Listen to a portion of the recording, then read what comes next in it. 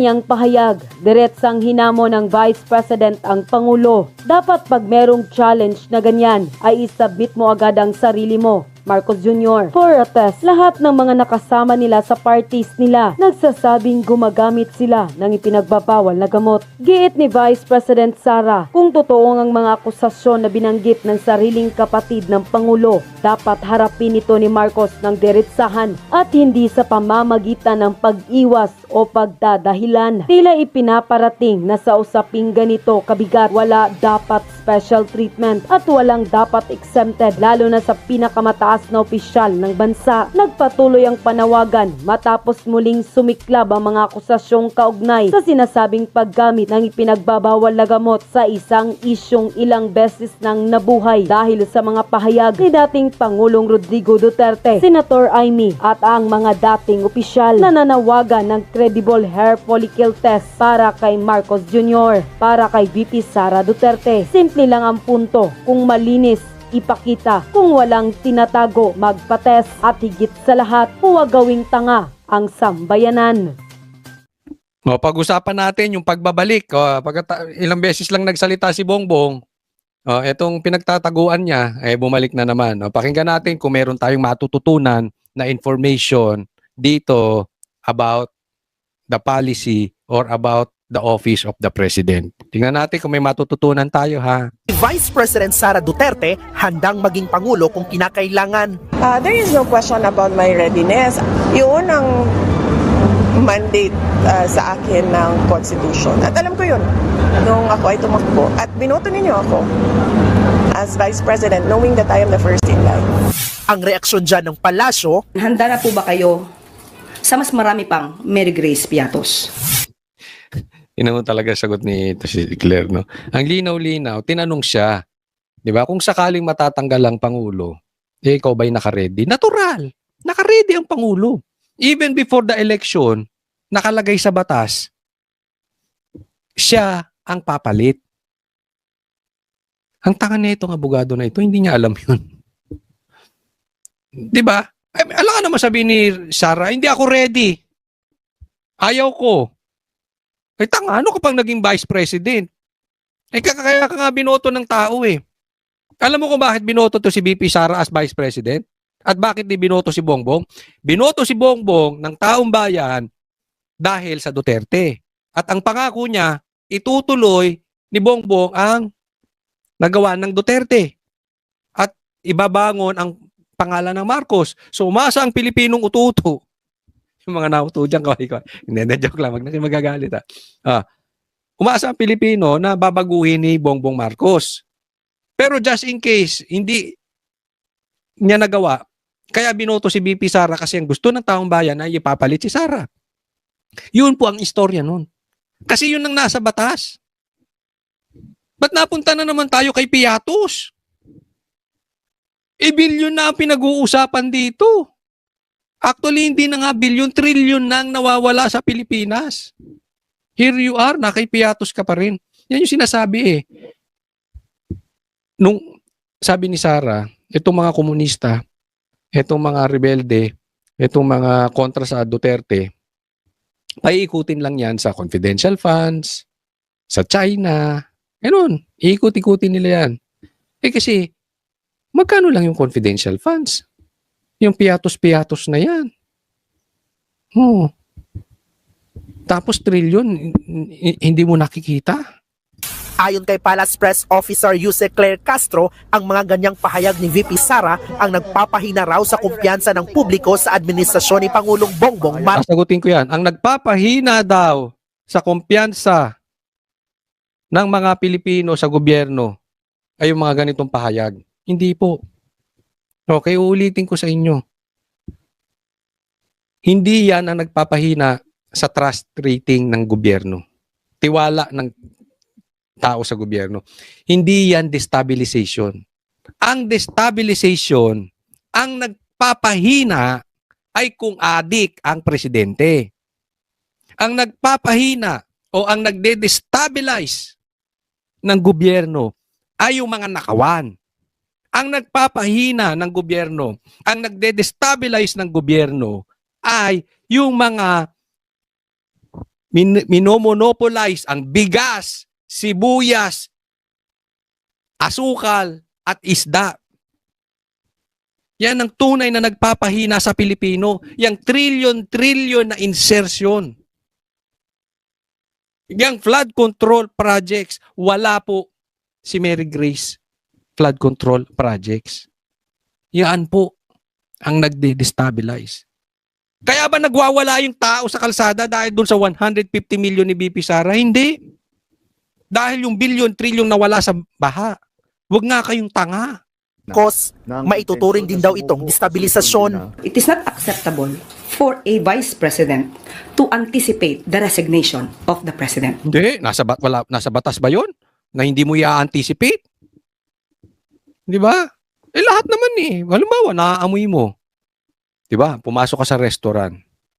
Naamoy mo yung ulam. Ma-anticipate mo, hoy, steak yung niluluto. Normal yung anticipation. Yung tanga-tanga naman nito. Walang masama doon. Ang masama kung gumagawa sila ng illegal. Presidente na pinagsisigawan nilang bumaba sa pwesto. This is definitely Hindi ko narinig. Narinig ko ba si Sara nagsabing bumaba? Actually, yun nga ang tampo namin kay BP Sara eh. Bakit hindi niya sinisigaw? Oh, di ba? Oh, sige nga, maglabas ka ng video na sinabi ni BP Sara, bumaba ka na dyan. Hoy! Sige nga. a form of political destabilization. Dagdag pa ni Yusek Castro, trabaho ang inaatupag ng Pangulo at hindi bakasyon. Kaya kung meron mang malinaw ang kahandaan na pamunuan ang bansa, ito ay walang iba kundi si PBBM. Isa pang issue ngayon ay ang umano'y troll farm ng gobyerno. Tinanong yan ni Senator Robin Padilla sa Senate budget hearing kahapon para sa pondo ng Presidential Communications Office o PCO. Humihingi ka na naman ng dagdag. Puro pala. Ipinarinig pa ni Padilla ang isang audio. Narinig nyo na itong video na ito? Ay, ewan ko ha. Ako opinion ko lang. I'm not an expert. Pero pag narinig nyo, iisipin mo talaga si Claire yung nagsasalta. Hindi ko sinasabing siya ha. Pero kasi may sinabi si Montulfo dun sa vlog niya, may nawawala daw 50 million sa PCO. Kaya daw tinanggal si dating Secretary J. Ruiz. Tapos, sinabi rin naman ni Bongbong na meron silang trolls. At makikita naman natin yan. Yung iba nga, ano sinasabi? Yung mga nagko-komentaryo daw galing pang Vietnam? Ganun ba? Oh. So may trolls, mapapansin mo naman eh. Ito, ang sinasabi, nagbabayad sila ng vloggers. O, di ba, nakikita nyo naman sa ibang vlog na meron silang nabayarang vloggers. Di ba, may umamin. Hindi ko na alam kung ito'y totoo, okay? Pero pag talagang nabusesan ninyo, clear na clear eh. At saka yung laging galit, yung parang ang bigat-bigat ng mundo kasi stress na. Yung paano niya lilinisin yung kalat at tae ni Bongbong. Hirap na siya. Ganun. Oh. Recording ng umano'y boses ni Yusek Castro na nagre-reklamo tungkol sa palpak na trolls na humihingi pa raw ng dagdag na budget. Sabi ng ilang senador, i-verify muna ang audio dahil unfair naman sa inaakusahan. Ang sagot dyan ni Castro, For the satisfaction of Senator Robin Padilla, hindi po ako ang nasa video. I deny that the person or kung sino man sa dalawa doon na it's I was talking to a certain vlogger. Baka ako yun. Pero ang kapuna-puna dito, kung napanood nyo yung ano na yun, grabe ang pagtatanggol ni Tito Soto. Talagang kinat niya agad. Oh. Sabi na, submit mo na lang yan sa NBI, parang ganun. Oh, halatang-halata sila Tito Soto. Pero kunwari yung ebidensya, halimbawa, tatama kay BP Sara, sigurado. Pinatuloy nila si Tito, itong Tuta Soto na to. Kitang-kitan mo na agad ang panig na itong mga to eh. Kaya alam nyo, dahil sa mga klaseng tao na ito, hindi umaasenso Pilipinas. Nasa mukha na nila yung nakawan. Pinagsasasampal na sila ng ebidensya. Pinagtatanggol pa rin. tanong ni Castro saan nakuha ni Senator Padilla ang naturang audio clip. Sa akin, binigay ko, pinorward ko sa kanya. Baka maniwala, mga tanga pa man din yung mga yan. mensahe pa niya sa senador. Sana maging modelo din po si Senator Robin. Modelo na hindi magpapagamit o magpapabiktima sa troll farm na nagpapakalat ng fake news. Nagbabalik Ngayon ako. Next po tayo, next. Ito pag-usapan natin ito ha. Napakaganda ng tanong nitong reporter na to. Na high blood na naman si Ating.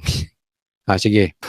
Aside from resignation calls, there are also talks of succession, talks of a transition council, civilian-military junta. Lahat po yan nakaangkla sa pag-question sa fitness to lead ng Pangulo. Direct question, ma'am, is the President fit to lead? And Ayun, ang tanong. Fit to lead pa ba ang presidente?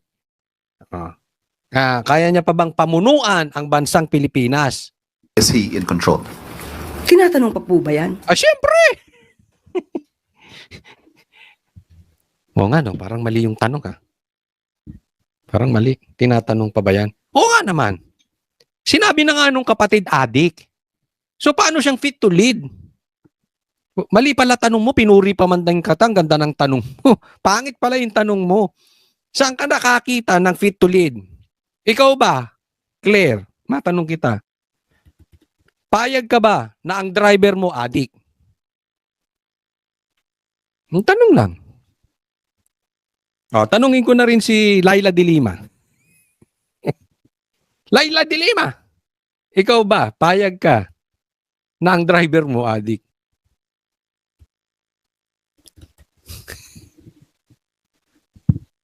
Luko-luko ka na lang.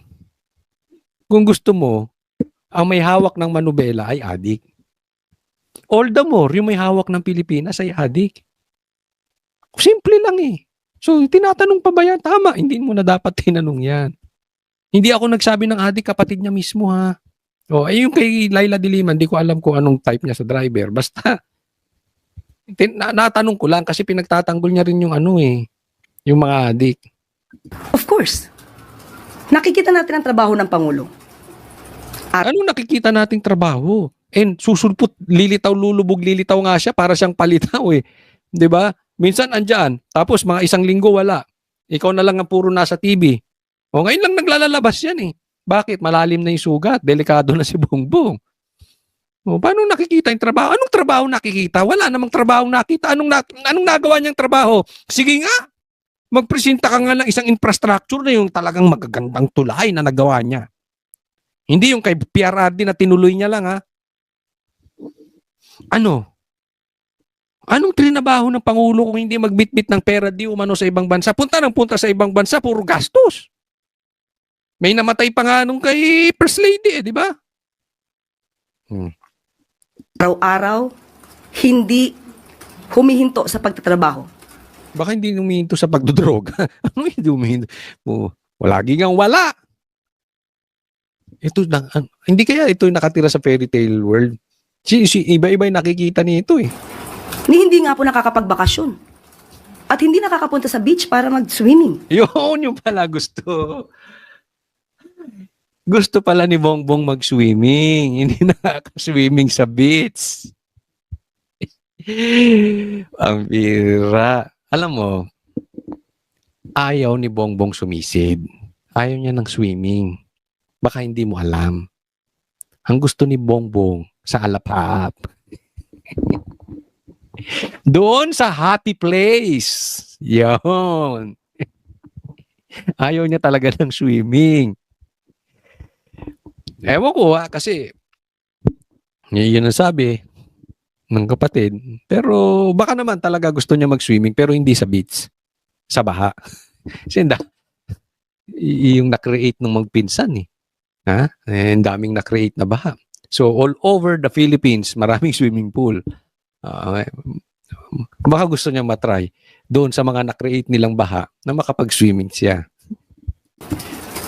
So sino po ba talaga ang ready na maging leader ng bansa? Si Tito Soto. Di ba? Para happy yung pink. Everybody happy. Anyway, pag maupo si Tito Soto, masaya yung pink. Tapos, hawak ni Bongbong sa leeg. Di masaya na kayo.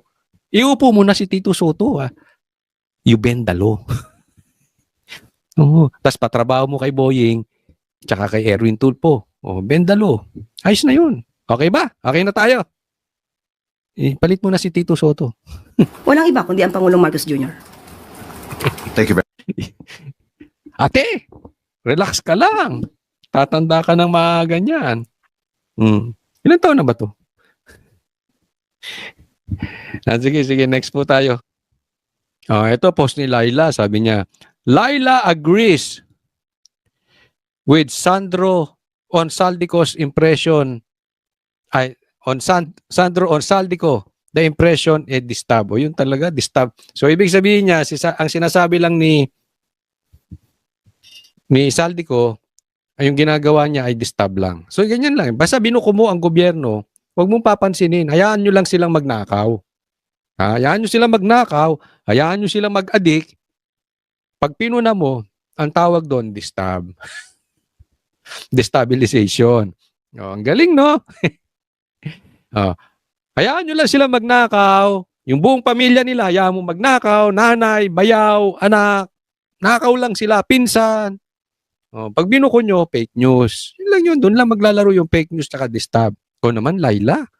Masyadong bata yan si Sandro para sa'yo. Sumisip-sip ka pa. Ang bata niyan, ha? Sabagay, ako rin mahilig sa bata. Joke lang. Bigyan ng driver to si Laila. Baka wala ng driver. Wala ng